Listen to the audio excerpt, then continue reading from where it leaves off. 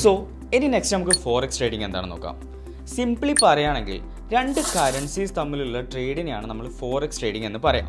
Welcome back to FX Cartel series on trading where we learn from the very basic. ഈ forex market എന്നുള്ളത് ഈ ലോകത്തിലെ തന്നെ ഏറ്റവും വലിയ ഫൈനാൻഷ്യൽ മാർക്കറ്റാണ്.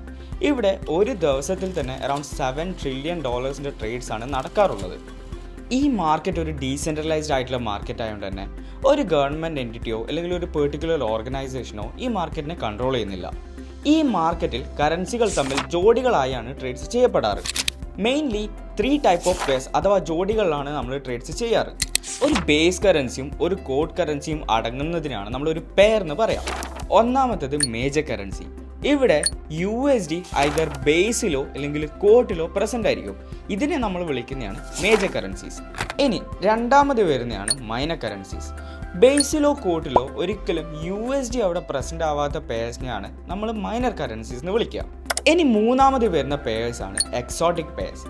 ഒരു എമേർജിംഗ് ആയി വരുന്ന കൺട്രിയുടെ കറൻസി ഇൻവോൾവ് ആയിട്ടുള്ള കറൻസി പെയർസിനെയാണ് നമ്മൾ എക്സോട്ടിക് കറൻസീസ് എന്ന് വിളിക്കുക. ഇപ്പോൾ നിങ്ങൾക്ക് ഫോറക്സ് എന്താണെന്നുള്ള ബേസിക് ആയിട്ടുള്ള ഒരു ഐഡിയ കിട്ടിയില്ലേ? ഇനി നെക്സ്റ്റ് വീഡിയോയിൽ നമുക്ക് കമ്മോഡിറ്റീസ് എന്താണെന്ന് പറയാം.